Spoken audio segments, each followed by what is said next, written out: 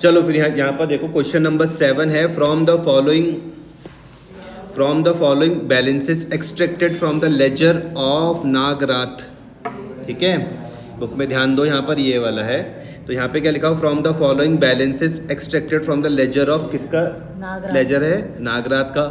आपको कहा कि भैया क्या बनाओ, ट्रायल बैलेंस बनाओ, कब का, 31 मार्च 2022 का। ठीक है, सबसे पहले क्या दिया आपको, कैपिटल, फिर प्लांट, फिर कैश इन हैंड, फिर कमीशन रिसीव्ड, फिर discount debit, purchase return, interest received, repairing charges, general expenses, wages, furniture, sales return, loans advance, office salaries, building stock on 1 April 2021, cash at bank, rates, tax and insurance, discount credit, sundry creditors, sales, book debts, rent, purchases, carriage and freight, delivery van, travelling expenses और drawings. ठीक है, एक एक करके आप अपना talent बताते रहना, दिखाते रहना और यहाँ पे मुझको समझाओ। आप बताओ मैडम, कैपिटल में काय का रूल लगता है? देखो यहाँ पे जो कैपिटल है, वेरी गुड, तो एल प्लस का रूल लगा दूँ मैं इसमें? आपने कहा भैया इसमें एल प्लस का रूल लगा दो, ठीक है। आप बताओ भाई साहब, प्लांट एंड मशीनरी क्या होता है? बहुत बढ़िया, असेट्स, तो ए प्लस का रूल लगा दूँ, ठीक है। अब इतना समझ लेना, एल प्लस मतलब क्रेडिट, ए प्लस मतलब डेबिट, इतना मेरे हिसाब से आपको अब आ चुका होगा। आप बताओ भाई साहब, कैश इन हैंड में काय का रूल लगा? आपने कहा भैया इसमें ए प्लस का रूल लगा दो, मैंने कहा चलो ठीक है, ठीक है। कमीशन रिसीव्ड, आप बताओ मैडम मुझको कमीशन मिल रही है, काय का रूल लगाऊं? बोलो जल्दी बोलो, मुझको कमीशन मिल रही है, काय का रूल लगाऊं? बिल्कुल गधी हो आप, ठीक है। कमीशन रिसीव्ड में एन प्लस का रूल लगेगा, काय का? N plus, credit all income and gain, ठीक है। बताओ भाई साहब, डिस्काउंट में काय का रूल लगाओ? आप भी गधे हो। डिस्काउंट डेबिट का मतलब होता है, सुनो भाई सुनो, कोई दिक्कत नहीं है, ध्यान से समझो। सिर्फ ये करना है कि जितनी बातें मैं आपको समझा रहा हूँ उसे घर में जाके दोबारा देखा करो। डिस्काउंट डेबिट का मतलब होता है डिस्काउंट अलाउड। क्या होता है? Discount allowed. यहाँ कोई दिक्कत तो नहीं है, डिस्काउंट अलाउड। तो जब आप डिस्काउंट दोगे तो काय का रूल लगाओगे? एन माइनस का। कोई दिक्कत तो नहीं है मैडम? यहाँ तक मेरी बात समझ में आ रही है? आप बताओ भाई साहब, हम परचेज रिटर्न में काय का रूल लगाते हैं?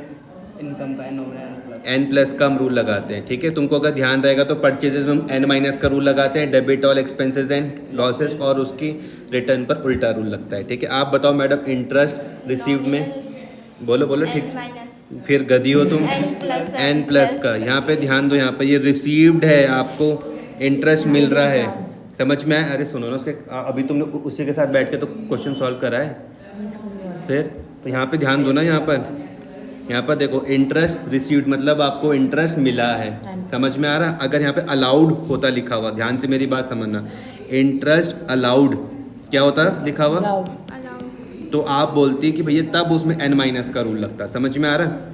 बताओ भाई साहब, रिपेयरिंग चार्जेस में क्या रूल लगाओगे? आप गधे हो, रिपेयरिंग चार्जेस मतलब क्या है? खर्चा है। अभी तक तुमने किस तरीके से क्वेश्चन करे? फिर रिपेयरिंग चार्जेस में काय का रूल लगेगा? खर्चा भैया, एन माइनस का रूल लगेगा। Debit all expenses and losses, repairing charges में काय का रूल लगेगा? Debit all expenses and losses. घर जाओगे ना तो इसको बहुत ढंग से करना, तमीज से, समझ में आया? जनरल एक्सपेंसेस में भाई साहब काय का रूल लगेगा? एक्सपेंस है तो ये तो बहुत सिंपल है, एन माइनस का रूल लग जाएगा। आप बताओ मैडम, वेजेस मतलब मजदूरी, इसमें N+। फिर गधी हो तुम, एन माइनस का रूल। इसका मतलब है कि आपने मजदूरी दी है, समझ में आ गया? आप बताओ भाई साहब, फर्नीचर, ए प्लस का रूल, गजब कर दिया आपने, कमाल के व्यक्तित्व हो आप। सेल्स रिटर्न में काय का रूल लगता है? N minus. ये तो बहुत सरल हो गया तुम्हारे लिए। तुम बताओ, लोन में काय का रूल लगाओगे?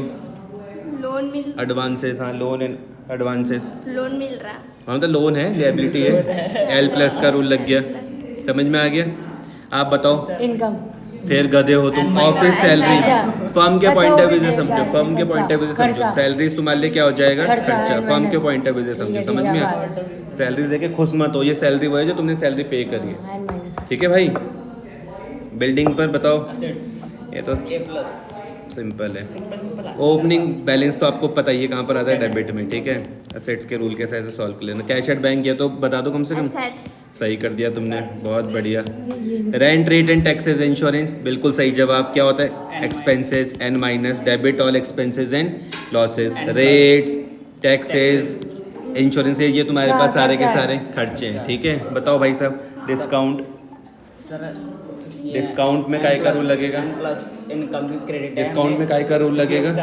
एन प्लस एन प्लस का रूल लगेगा। ध्यान से इस चीज़ को समझ लो। मतलब यहाँ पे सुन, अरे रुक जाओ ना, मुझे भी तो टैलेंट दिखाने दो मेरा। डिस्काउंट क्रेडिट का मतलब क्या होता है मैडम? ध्यान से इस चीज़ को समझना। इसका मतलब होता है डिस्काउंट रिसीव्ड। समझ में आ रहा हो? हाँ, ठीक है। आ रहा है समझ में? अगर डिस्काउंट डेबिट था, कहाँ पे था वो? ये देखो, डिस्काउंट अगर डेबिट है तो उसका मतलब क्या था? Discount Allowed। अलाउड। समझ में आ रहा? अगर इस तरीके से दिख गया तो क्या मानोगे? डिस्काउंट अलाउड, ठीक है। और अगर इस तरीके से दिख गया डिस्काउंट क्रेडिट तो आप बोलोगे डिस्काउंट रिसीव। कोई दिक्कत परेशानी किसी तरीके की? किसका नंबर है तुम्हारा? बताओ, सेंट्री क्रेडिटर्स में क्या करूँ लगाओगी? सर सैंड्री सेंट्री मतलब सेंट्री, बहुत सारे अलग अलग तरीके के क्रेडिटर्स में ध्यान दो। बहुत बढ़िया, एल प्लस का रूल लगेगा, ठीक है। सेंट्री क्रेडिटर्स में क्या का रूल लगेगा? सेल्स में। आप बताओ, सेल्स में क्या का रूल लगेगा? लाइबिलिटी। गधे हो तुम, ठीक है। एन प्लस का लगेगा। ये तुम किस तरीके से क्वेश्चन सॉल्व कर रहे हो फिर भाई? इसकी कॉपी से चेप चेप के नहीं। क्या? वही लग रहा है सेल्स में क्या का रूल लगता है? एन प्लस का। All income and credit all income and gain. आप बताओ भाई, बुक डेट्स मतलब होता है डेटर्स, डेटर्स। ठीक है। बुक डेट्स का मतलब क्या होता है? डेटर्स डेटर्स मतलब होता है देनदार। देनदार। देनदार पे क्या का रूल लगाओगे? प्लस का हैं? इसका and गधे हो asset तुम का- भाई। डेटर्स क्या होता है? असेट होता है। ए प्लस का रूल, एसेट बढ़ता है हमारा। ठीक है। आप बताओ मैडम, रेंट में क्या का रूल लगाओगे? सर ए अरे रेंट, minus। रेंट मैडम, खर्चा, खर्चा एन माइनस। परचेजेस बताओ, एसेट्स। फिर तुम गधे हो। एन माइनस का रूल लगेगा। एक्सपेंस है।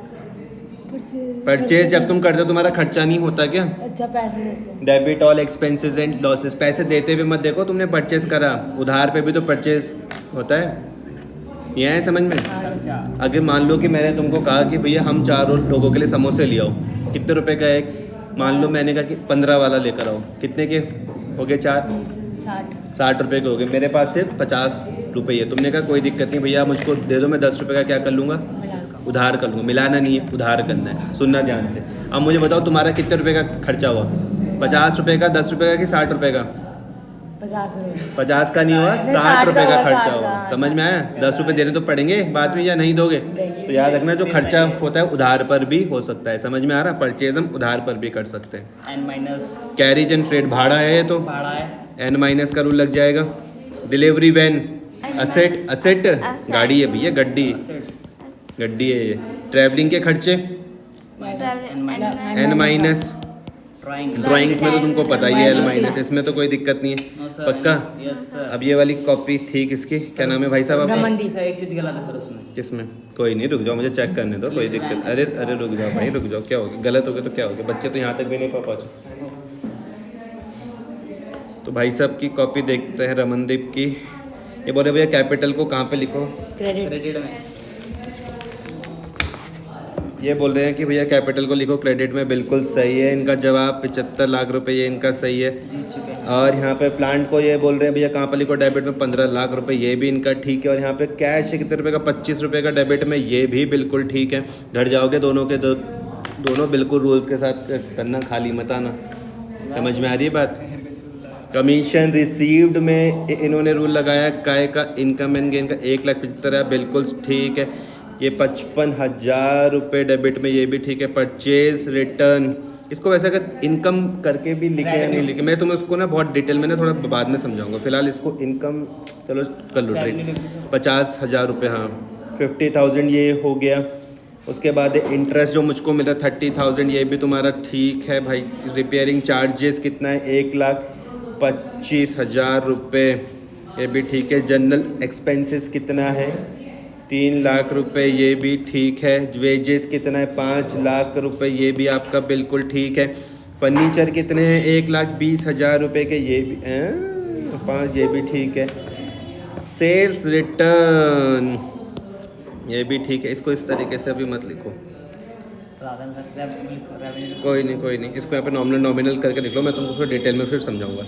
लायबिलिटी का रूल लगा दिया तुमने यहाँ पे 6 लाख रुपए, ये भी तुम्हारा ठीक है। ऑफिस की सैलरी 625, एक्सपेंसेस ये भी तुम्हारा ठीक है। बिल्डिंग में तुमने 7,50,000 रुपये का असेट्स दिखा, ये भी तुम्हारा ठीक है। स्टॉक तुमने 12,50,000 रुपये का दिखा दिया, ये भी तुम्हारे पास ठीक है। ये भी तुम्हारे पास ठीक है, ठीक है। 12,50,000 रुपये। असेट्स तुम्हारे पास क्या है? 5,75,000 रुपये। असेट्स तुम्हारे पास कितने हैं? असेट्स तुम्हारे पास कितने हैं? 5 लाख। अरे ये कौन से असेट आ गए? सर कैश है वो। अच्छा कैश है।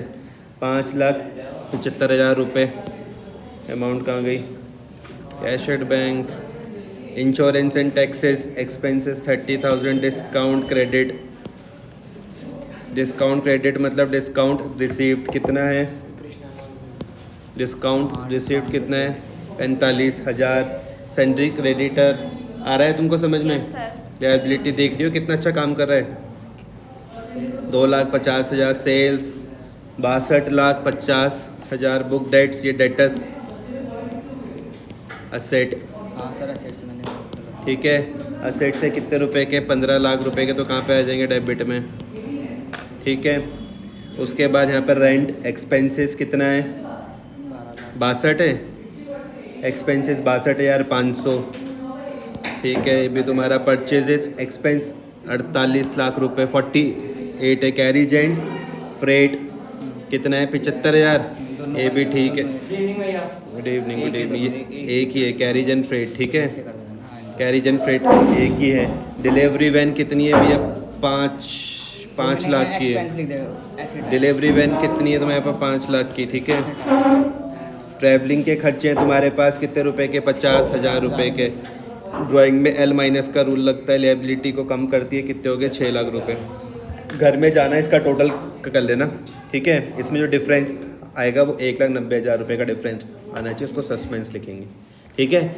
इतना कर लेना, यहाँ तक तीनों के तीनों यहाँ तक पहुँच जाना। आगे की कहानी अगर खुद सॉल्व हुई तो ठीक है, नहीं हुई तो मैं खुद सॉल्व करूँगा।